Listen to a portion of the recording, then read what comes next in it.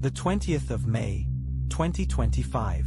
Investigators stepped into Parliament and dropped a very spicy briefing. They exposed what many of us already suspected, but couldn't prove: the national lottery fraud. Allegedly, since 2014, senior workers at the National Lottery Commission have been dipping straight into the jackpot, while we were faithfully buying lotto tickets every week, hoping to finally escape from having to choose between data or bread. Meanwhile, these people were not trying their luck. They were collecting directly from the pot. They were running an efficient money-making machine. And with it, they all got filthy rich.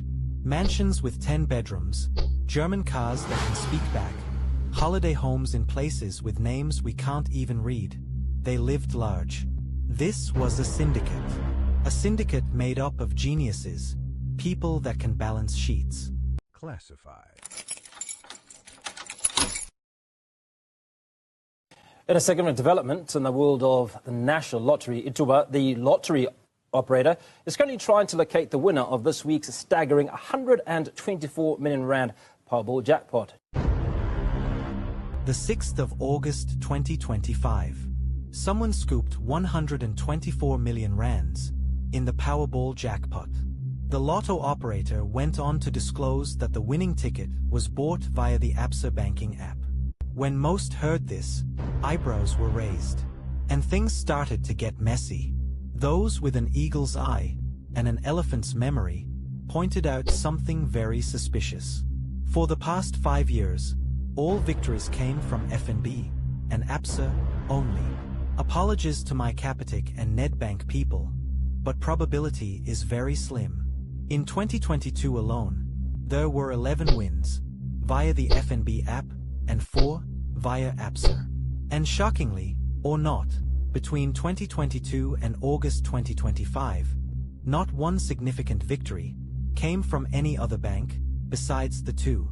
So, maybe FNB and Absa are blessed by the lotto gods, and the rest of us are just funding someone's December holiday in Dubai. Interestingly, as per the regulations, lottery winners get to stay anonymous, with only basic info like the region published. When confirming the win, the lucky person must show up in person with a valid ID, but outside of that, the identity stays a secret. And that makes sense. Imagine you won 100 million rands. Even that one cousin you last saw at your 5th birthday party will slide into DMs with a business proposal. Plus, let's be real, SA is one big movie set. You'll become the star of every action scene. You'll need more bodyguards than the president himself. So, with the winners' identities kept secret if they want, the folks spotted a major loophole. Allegedly, billions were silently stolen from the pot, until the entire scheme got exposed. The 1st of December, 2020, lottery winning numbers 5, 6, 7, 8, 9, and the Powerball 10. As if the lotto was designed by someone who loves neat patterns more than being ethical. That event had everyone scratching their heads, questioning if the whole lottery system was actually legit. As strange as it is, 20 people won the jackpot on that day, against all odds. The total jackpot was more than 100 million rands, and they each walked away with a 5.6 million. So, this is the deal. The operator uses something called a random number generator, a fancy software that vomits random numbers. It's built with algorithms and designed to react when a button is pressed, generating a random sequence.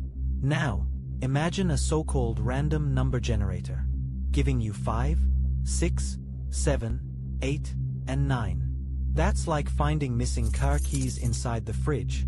Technically possible, but honestly speaking, what are the odds? Allegedly, it was all a scam. Fast forward, after the Special Investigating Unit's briefing, serious allegations have emerged, suggesting that insiders are manipulating lotto results to make sure certain people win, and not just once, but regularly. Thanks to the law allowing jackpot winners to stay anonymous, a huge loophole, one that's made many officials in the operating company seriously rich. And it gets juicier. There are some multiple winners, people who hit the jackpot several times. But because of the secrecy, getting the names is almost impossible, unless something changes. This got people talking, and many started looking at the report with an eye for detail. The findings suggest that the mess started in 2014. And this was the initial catch. The Commission uses funds from ticket sales to fund community projects, things like sports programs, arts initiatives, education drives, skills development, and charities. But no, these officials had other plans. Instead of helping the people, they helped themselves. According to the Special Investigating Unit, over $1 billion was stolen through this scheme. Before the stealing even began, the suspects allegedly went straight for the spine. They weakened the systems. At first, they tampered with IT controls at the National Lottery Commission. Then, they introduced rules that didn't need ID checks. With that done, they then introduced a system that made payments easier, with no verifications. With the systems weakened, they began creating non-profit organizations and took over some existing ones. On paper, it all looked legit. The weakened grant system didn't even bother to capture ID numbers, which meant one person could submit multiple applications under different non-profit organizations, like a kid sneaking into a buffet multiple times with different plates. After everything was set, the suspects started approving grants for the organizations. Once approved, funds were released very fast. The money was sometimes routed through third parties to make the money trail confusing. This made follow-up and verification difficult, and added extra layers to launder the cash. Within days, the funds were then moved from the organizations to companies and trusts linked to the insiders. During the investigations, the SIU followed the money trail, and what they uncovered was jaw-dropping. The total sum under investigation was 1.4 billion rands, with contracts worth a whopping 2 billion under the microscope. The initial findings left the investigators speechless. In one case, 25 million rands was allocated to a foundation for an Olympic outreach campaign. 15 million rands was quietly funneled to a travel agency linked to the insiders, and 7 million rands ended up in another holding company, with several direct payments made to the legal manager. After the discovery, authorities froze assets worth 25 million rands, but this was just the tip of the iceberg. The system had massive loopholes. The investigators also dropped names. Turns out, workers at the National Lottery Commission greased the wheels to keep this money-making machine running smoothly. This includes the former chief operations officer, who allegedly directed funds to companies linked to the syndicate. A former chairperson also got named, along with a former legal manager.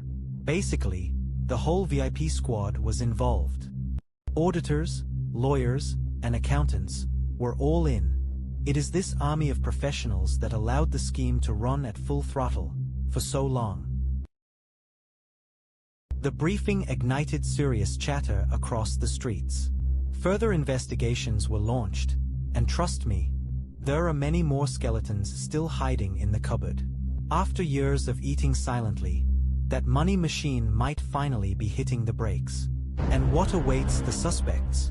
Populated prison cells, beds that look like they have been through World War III, food that even your dog would refuse, and not to forget, the infamous prison soap, patiently waiting to be dropped. We can all hope they get a taste of that luxury.